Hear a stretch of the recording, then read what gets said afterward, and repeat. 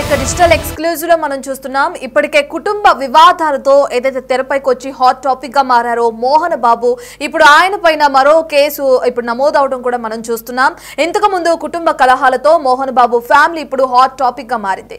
అయితే ఇప్పుడు మోహన్ బాబుకి సంబంధించి ఒక వ్యక్తి కీలక ఆరోపణలు చేస్తున్నారు. దానికి సంబంధించి పోలీసులకు ఫిర్యాదు చేయడం కూడా మనం చూస్తున్నాం. ఎవరైతే సినీ నటి సౌందర్య ఉందో, ఎప్పుడో గత కొంతకాలం క్రితమే ఆవిడ చనిపోవడం కూడా మనం చూసాం. తాను చనిపోవడానికి ప్రధాన కారణం మోహన్ బాబే అని చెప్పి కూడా ఈ వ్యక్తి ఫిర్యాదు చేశారు పోలీసులకి. జల్పల్లిలో ఉన్న 6 ఎకరాల స్థలం కోసమే ఆమెని మోహన్ బాబు పక్కా ప్లాన్ ప్రకారం చంపించేశాడని చెప్పి కూడా ఈ వ్యక్తి ఫిర్యాదులో పేర్కొన్నాడు. అయితే మోహన్ బాబు సౌందర్య ఆమె తమ్ముడు అమర్నాథ్ ను కలిసి 6 ఎకరాల స్థలం కోసం మాట్లాడడం, ఇక దానికి సంబంధించి కొంత చర్చ జరగటం, ఇక ఆ 6 ఎకరాల స్థలం కోసమే ఆమెని ప్లాన్ చేసి చంపించేసినట్లు కూడా ఇతను ఆరోపిస్తున్నాడు. ఇక ఆ తర్వాత ఆమె చనిపోయిన తర్వాత జల్పల్లిలోని స్థలాన్ని కూడా కబ్జా చేశారు మోహన్ బాబు అండ్ ఫ్యామిలీ అని చెప్పి కూడా తన కంప్లైంట్ లో చెప్పడం కూడా మనం చూస్తున్నాం. దానికి సంబంధించి కలెక్టర్ ను కలిసి ఆ కంప్లైంట్ ని అతనికి ఇవ్వడం కూడా జరిగింది.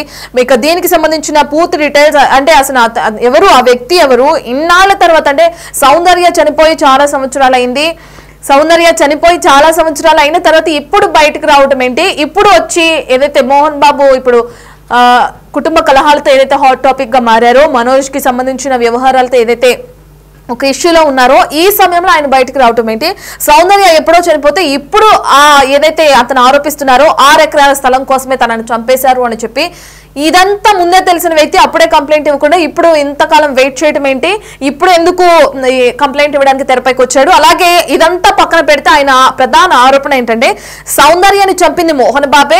ఈ విషయం పక్కన పెడితే ఇప్పుడు మనోజ్ ఎవరైతే ఉన్నారో తనకి న్యాయం చేయాలి, తన పక్కన మాట్లాడుతున్న విధానాన్ని కూడా మనం చూస్తున్నాం. అసలు ఆ వ్యక్తి ఎవరు, ఇంతకాలం ఎందుకు అజ్ఞాతంలో ఉన్నాడు, ఇప్పుడు ఎందుకు తెరపైకి వచ్చాడు, అతను ఎవరు, ఎక్కడున్నాడు? అయితే ఏదైతే సౌందర్యాన్ని చంపించేశాడు మోహన్ బాబు అని చెప్తున్నాడో, ఈ విషయాన్ని తనకెలా తెలుసు? ఈ డీటెయిల్స్ అని ఒకసారి తన మాటలోనే విందాం. 2004 సంవత్సరంలో ప్రముఖ టాలీవుడ్ ప్రధాన హీరోయిన్గా ఉన్నటువంటి సౌందర్య మరణంపై చాలా వరకు వివిధ ప్రాంతాల నుంచి అనుమానం వ్యక్తమవుతున్న నేపథ్యం అవుతుంది ఆ టైంలో. కానీ తర్వాత కూడా రాను రాష్ట్ర వ్యాప్తంగా కూడా అప్పుడు ఉమ్మడి రాష్ట్రంలో కావచ్చు, తర్వాత ప్రత్యేక రాష్ట్రం ఏర్పడిన తర్వాత కావచ్చు, మొత్తానికైతే ఆమె యొక్క అభిమానులు కావచ్చు, ఏదో ప్రాంతం నుంచి ఏదో రకంగా ఆమె అనుమాన నివృత్తి వ్యక్తం చేస్తూ వివాదాస్పదమైన అంటే వార్తలు నిలుస్తున్న నేపథ్యం అవుతుంది. ఫలితంగా చూసుకుంటే ఖమ్మం జిల్లాలో కూడా ఆమె మరణంపై పలు అనుమానాలు ఉన్నాయంటూ చిట్టిమల్లి అనే ఒక అభిమాని కూడా ఆమె యొక్క మరణంపై అనేక అనుమానాలు వ్యక్తం చేస్తూ సోమవారం రోజున కలెక్టర్కు గ్రీవెన్స్లో ఒక ఫిర్యాదు కూడా చేయడం కూడా జరిగింది. దానికి సంబంధించి మనతో పాటు వీరమల్లు మనతో పాటు ఉన్నారు. మనం మరల చూద్దాం అసలు ఏం జరిగింది, ఉన్న అనుమానాలు ఏందని దానికి సంబంధించి మరల చూద్దాం.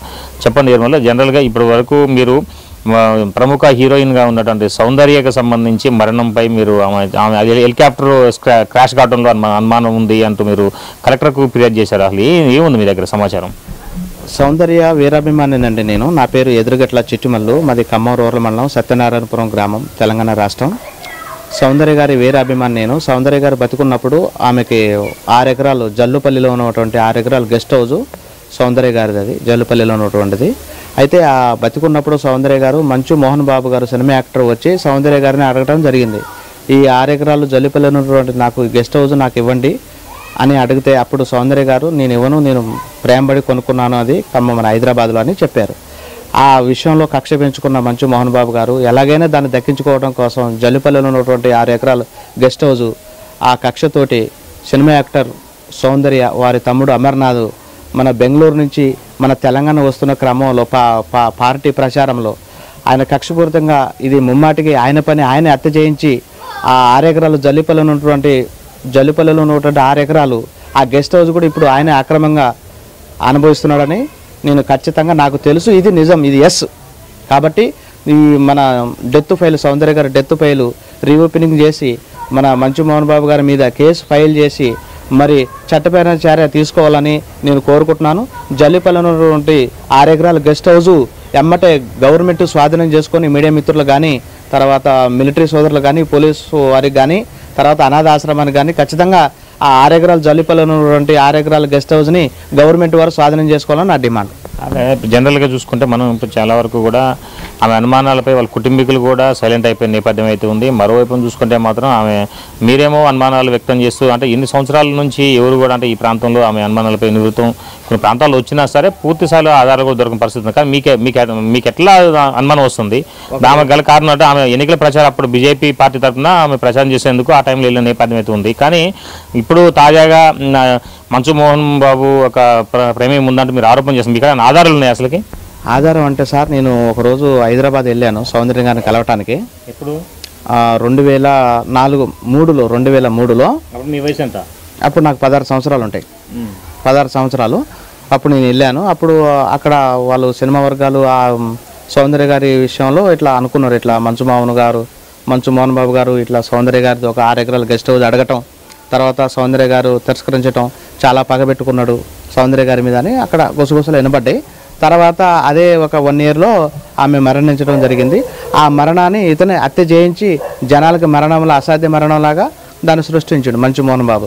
దానికి కారణం ఏంటంటే ఆ జల్లిపల్లిలో ఉన్న 6 ఎకరాలు కూడా గెస్ట్ హౌస్ ఆయన అనుభవించాలని ఒక ఉద్దేశం.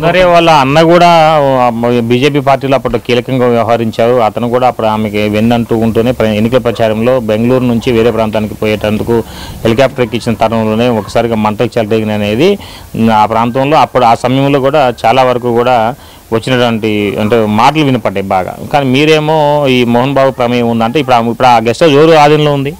అది ఇప్పుడు ఆ గెస్ట్ హౌస్ సినిమా యాక్టర్ సౌందర్య గారిది. అది ఇప్పుడు సౌందర్య గారిని హత్య చేయించి ఇప్పుడు బలత్కరంగా మోహన్ బాబే అనుభవిస్తున్నాడు దాన్ని. అంటే ఆయన కొనుక్కున్నాడా లేదంటే ఆయన ఆక్యుపై చేసుకుంటా? ఆయన ఆక్యుపై చేసుకున్నాడు. ఆక్యుపై చేసుకుంటే మరి వాళ్ళ కుటుంబీకులు సౌందర్యాల కుటుంబీకులు కానీ లేదా వాళ్ళ బంధువులు కానీ ఊరుకోరు కదా?